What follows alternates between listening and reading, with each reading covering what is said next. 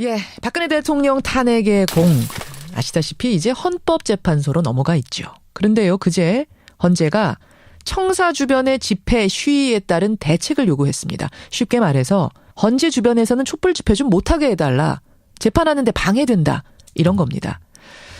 실제로 이번 주말에도 촛불 집회가 광화문 광장에서 열릴 예정인데요. 그 일정을 보면 광화문 광장에서 헌법재판소 앞까지 행진하는 일정이 포함되어 있습니다. 여러분 어떻게 생각하십니까? 오늘 이 문제 한번 생각해 보죠. 헌재 앞 촛불 시위 민의의 전달인가 아니면 재판 방해인가? 들으면서 문자 보내주시기 바랍니다. 먼저 노희범 변호사 연결이 되어 있습니다. 노희범 변호사님 안녕하세요. 네, 안녕하세요. 노 변호사께서도 헌법재판소의 헌법연구관으로 근무를 하셨다고요? 예, 그렇습니다. 언제 하셨습니까? 1998년도부터 예. 지난해까지 이제 근무를 했고요. 지난해까지 예. 오래 근무하셨으니까 뭐 헌재에 돌아가는 모든 것들 다 파악하고 계시겠네요. 어느 정도 좀 익숙한 측면이 있습니다. 그렇죠. 그런데 헌법재판소 앞에 촛불 집회 시위는 좀 우려스럽다 이런 입장이시라고요? 예, 좀 바람직하지 않지 않나라는 생각입니다. 국민들이 원하는 것이 뭐 신속한 결정 아니겠습니까? 그렇죠. 그 신속한 결정을 위해서 재판관들이 그다음에 연구관들이 이제 심리나 조사에 집중을 해야 되는데 아무래도 소음이라든가 이런 것 때문에 오히려 심리에 집중하기 좀 더 어려울 수도 있다. 오히려 신속한 결정에 오히려 방해가 될 수 있지 않을까 이런 생각이 듭니다. 심리에 집중하는데 방해가 된다. 그렇게 방해가 될 정도로 소음이 안에서 심하게 들립니까?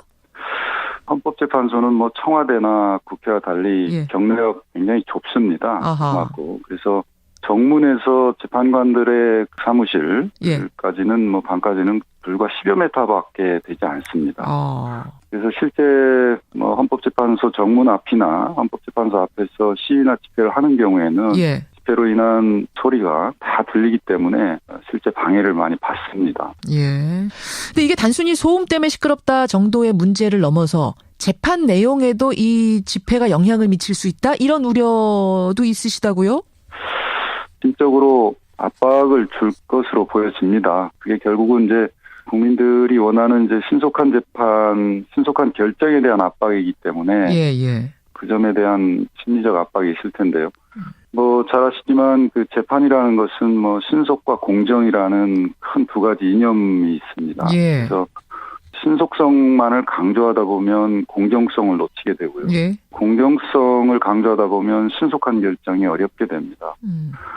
이번 사건에서 재판관들이 탄핵 심판의 중대성을 충분히 인식하고 있기 때문에 신속한 결정을 하려고 할 테지만 업무에 집중하기 어렵고 또 심리적 압박을 받게 되면은 재판의 어떤 공정성이 훼손될 여지가 있습니다. 그런 점에서 좀 바람직스럽지 않지 않나 그렇게 보시는 생각이 거군요. 듭니다. 근데 그 앞에서 촛불 집회를 원하는 분들은 이렇게 말합니다. 헌법기관에서 당연히 국민의 소리를 들어야 되는 거 아니냐. 무슨 24시간 일주일 내내 집회하겠다는 것도 아니고 주말에 그 잠깐 하겠다는 건데 그것도 무슨 폭력 시위를 하는 것도 아니고 촛불 들고 시위하는 건데 그 절박함을 재판관들이 생생하게 들을 필요가 있다. 이렇게 주장하는데 어떻게 보세요? 국민들의 입장은 충분히 이해됩니다. 그리고 재판관들도 국민들의 목소리 결코 모르지 않을 겁니다. 모르지 않는다. 재판관들도 결코 국민들로 하여금 집회나 시위를 하지 말라. 그런 요구를 하지 말라라는 것도 아닙니다. 다만 그 신속한 결정이나 공정한 재판에 어떤 방해되는 요소는 안 해주는 것이 좋지 않느냐. 그런 차원이 아닐까 생각됩니다. 절박함을 모르는 건 아니고 절박함 외면하겠다는 것도 아니다. 다만 100m 정도면 괜찮겠습니까? 100m 넘어서만 하면? 뭐 법에 규정이 되어 있고요. 100m니까 그건 좀 지켜달라. 그러면 헌법재판소가 결국은 뭐 국민의 집회 시위의 자유를 보장하는 기관인데요. 그러니까요. 그런 정도는 헌재 재판관들로서도 이해되지 않을까 생각합니다. 근데 말입니다, 변호사님. 2003년에 제가 헌재 판결 하나를 찾아봤어요. 그랬더니 주한 외교기관이 위치한 지점 100m 이내에선 집회 시위를 금지해놨죠. 금지해놨는데 요걸 위헌으로 내린 결정이 하나 있더군요. 그때 이유가 뭐냐면 공공의 안녕 질서에 명백한 위협이 없는 한 집회 장소는 자유롭게 결정해야만 집회의 자유가 보장된다. 왜냐하면 집회의 장소라는 것은 굉장히 중요한 의미를 갖기 때문에 보장해줘야 된다. 헌재에서 이런 결정을 내린 적이 있던데 똑같이 적용시켜 본다면 이번에도 가능하지 않겠는가 이런 생각도 드는데요.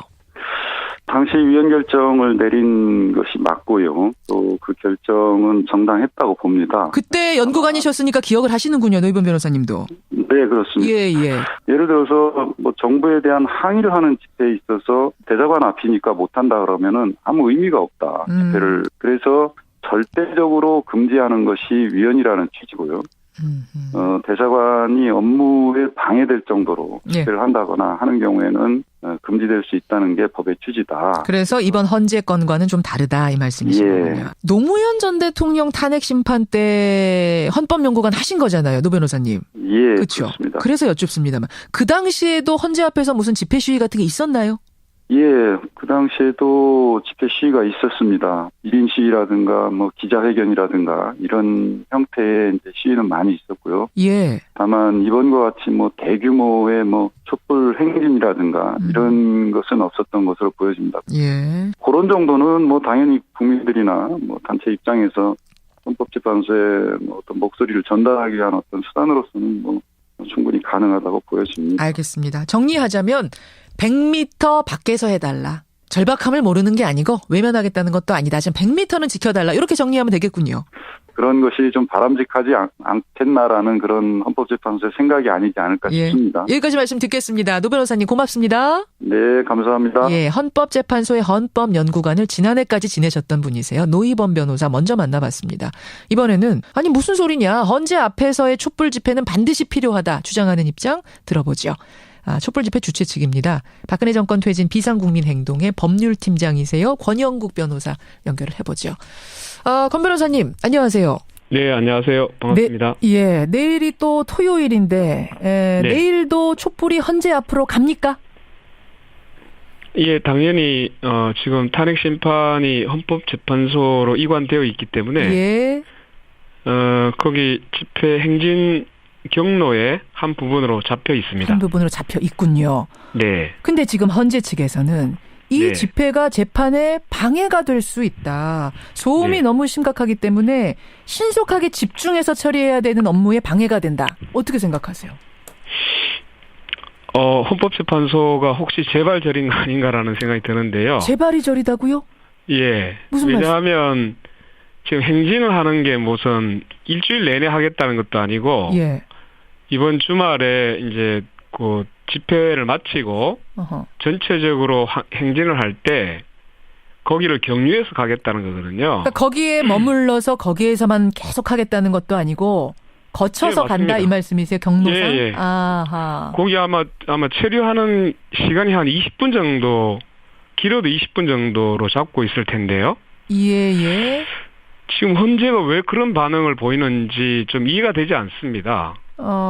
이게 전 국민적인 매우 우리 역사적으로 운명을 결정할 수 있는 매우 중요한 사건이지 않습니까? 예.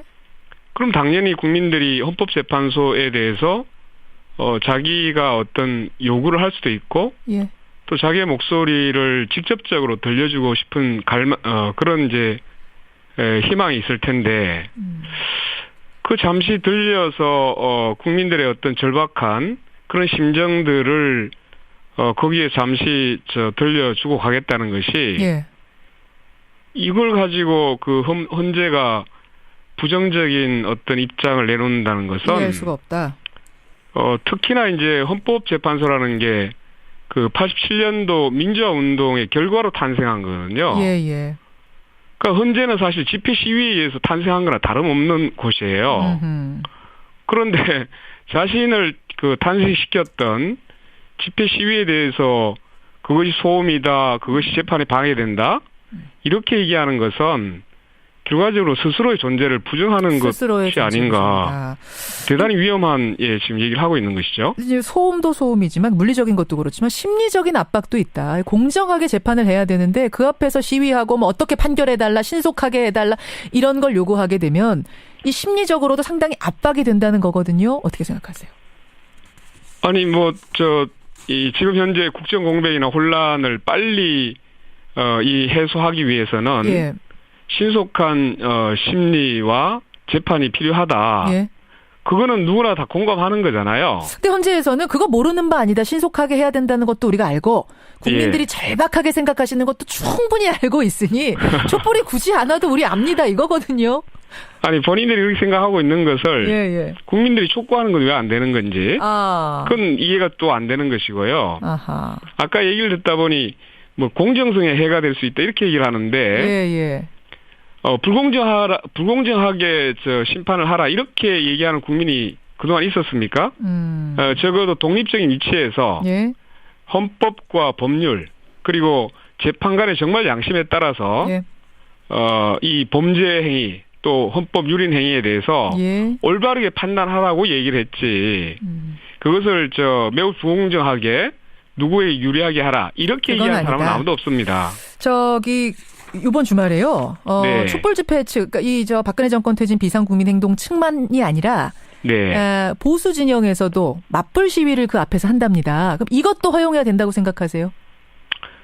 뭐 저는 이제 집회 시위 자유가 있기 때문에 예. 자기가 주장할 수 있는 건 뭐 주장을 하는 것이 맞다라고 생각하는데요. 예. 다만 그것이 누가 정의의 편에 서 있고 예. 또 실제로 헌법을 제대로 준수할 수 있는지 또는 우리 헌정 질서를 제대로 회복할 수 있는지를 가지고 판단을 하는 것은 그건 매우 올바른 양식에 따라서 이루어질 수 있기 때문에 저는 뭐 그걸 가지고 충분히 판단할 수 있다라고 보고요. 예. 다만 헌재가 이제 자꾸만 이 뭐 주변에 대해서 소음이 우려된다 이렇게 핑계를 대고 있는 것은 그동안 헌재가 사실 이 국민의 기본권 또는 국민의 편에 서서 제대로 판결하지 못하고 오히려 권력의 눈치나 또는 권력에 순종해서 그런 이제 잘못된 어떤 이런 이제 상황이 있었기 때문에 알겠습니다. 스스로 그러는 거 대단히 경계하려고 하는 거 아니냐, 재발절인 거 아니냐 이런 생각이 자꾸 드는 거예요. 청취자 문자 많이 들어옵니다. 네. 2632님 아니 이게 무슨 수능도 아니고 집중 요하는 것도 아닌데 왜 이 정도를 방해된다고 하시는지요? 하는 분이 있는가 하면 네. 4343님은 탄핵이 가결된 만큼 이제 국민들도 좀 냉정해져야 될 시기인 것 같습니다. 재판에 방해가 된다고 하면 굳이 가지 말자. 그게 오히려 더 지혜로운 걸 수도 있다. 이런 문자도 들어오고요. 네. 그런가 하면 김사라님 외에 여러분이 아이디어를 하나 주셨어요. 예. 헌재 앞에 가긴 가되 예. 침묵의 촛불 시위 어떻겠느냐. 침묵 시위. 이거 고려 가능합니까?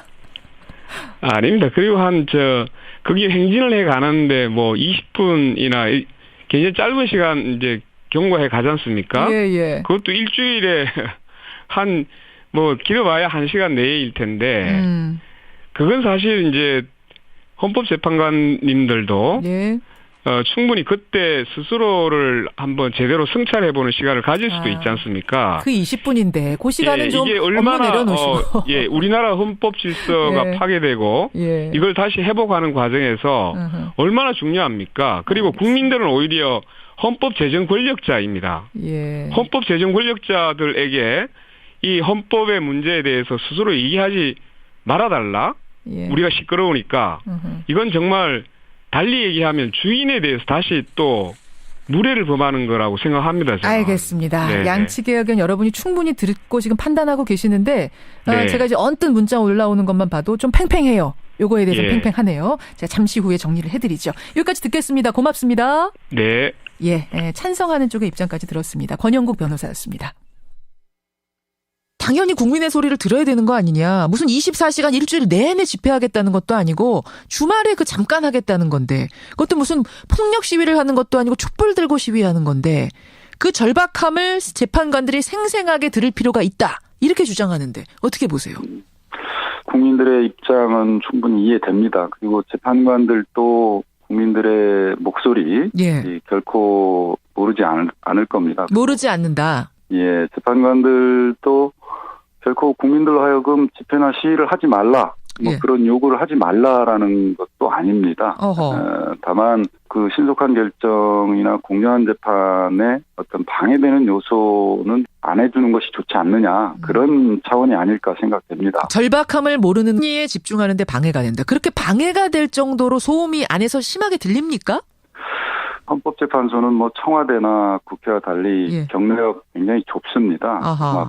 그래서 정문에서 재판관들의 사무실까지는 뭐 방까지는 불과 10여 미터밖에 되지 않습니다. 그래서 실제 뭐 헌법재판소 정문 앞이나 헌법재판소 앞에서 시위나 집회를 하는 경우에는 예. 집회로 인한 소리가 다 들리기 때문에 실제 방해를 많이 받습니다. 예. 근데 이게 단순히 소음 때문에 시끄럽다 정도의 문제를 넘어서 재판 내용에도 이 집회가 영향을 미칠 수 있다 이런 우려도 있으시다고요? 심적으로 압박을 줄 것으로 보여집니다. 그게 결국은 이제 국민들이 원하는 이제 신속한 재판, 신속한 결정에 대한 압박이기 때문에 예. 그 점에 대한 심리적 압박이 있을 텐데요. 뭐 잘 아시지만 그 재판이라는 것은 뭐 신속과 공정이라는 큰 두 가지 이념이 있습니다. 예. 그래서 신속성만을 강조하다 보면 공정성을 놓치게 되고요. 예. 공정성을 강조하다 보면 신속한 결정이 어렵게 됩니다. 이번 사건에서 재판관들이 탄핵 심판의 중대성을 충분히 인식하고 있기 때문에 예. 신속한 결정을 하려고 할 테지만 업무에 집중하기 어렵고 또 심리적 압박을 받게 되면은 예. 재판의 어떤 공정성이 훼손될 여지가 있습니다. 훼손. 그런 점에서 좀 바람직스럽지 않지 않나 그렇게 보시는 생각이 거군요. 듭니다. 예. 근데 그 앞에서 촛불 집회를 원하는 분들은 이렇게 말합니다.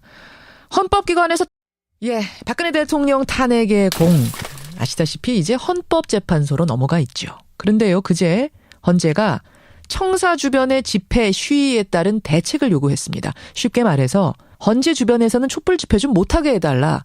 재판하는데 방해된다. 이런 겁니다.